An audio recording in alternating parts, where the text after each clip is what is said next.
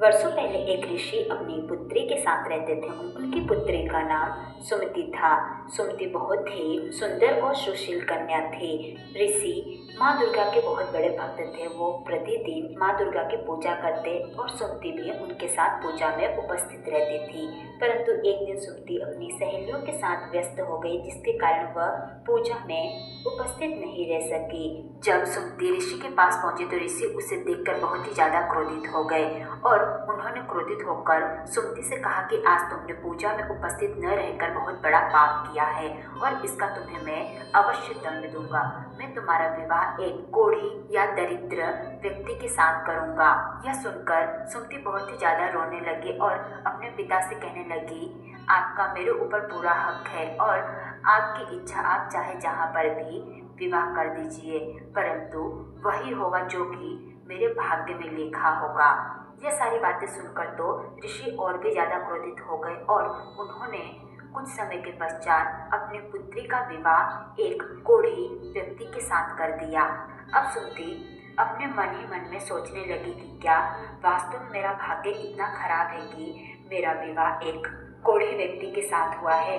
और इस प्रकार से चलते चलते अब सुमति और उसके पति दोनों ही एक जंगल में पहुंच गए थे और एक जगह पर विश्राम कर रहे थे। तभी वहां पर माँ दुर्गा प्रकट हुई और उन्होंने सुमति से कहा कि तुम्हें जो भी वरदान मुझसे मांगना है तुम मांग सकती हो।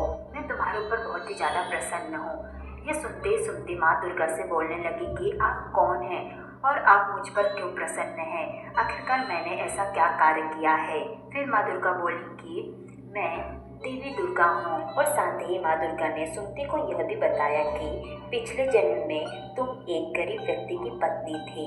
तुम एक पतिव्रता और अच्छी स्त्री थी, परंतु तुम्हारा पति एक चोर था।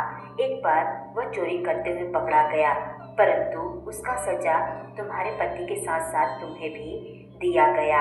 सजा के रूप में तुम्हें और तुम्हारे पति को 9 दिनों तक जेल के अंदर रखा गया।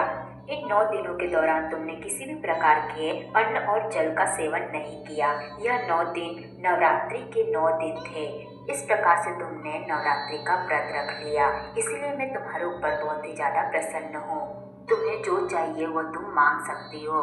तब सुमति ने माँ दुर्गा से विनती की कि हे माँ दुर्गा, मेरे पति को कोढ़ हुआ है, आप उनका कोढ़ सही कर दीजिए।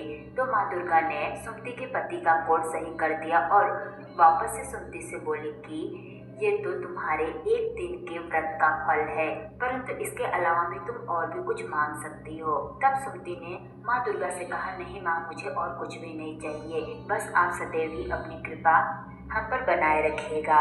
ये सुनकर माँ दुर्गा बहुत ही ज्यादा प्रसन्न हुई और उन्होंने सुमति से कहा कि मैं तुम्हें आशीर्वाद देती हूँ कि तुम्हारे पास किसी भी प्रकार की चीजों की कमी नहीं रहेगी और तुम्हारा जीवन सभी प्रकार के सुख और समृद्धि से भरपूर रहेगा। इस प्रकार से माँ दुर्गा के आशीर्वाद से सुमति का जीवन बहुत ही ज्यादा सुखमय हो गया और वो अपने पति के साथ एक अच्छा जीवन व्यतीत करने लगी।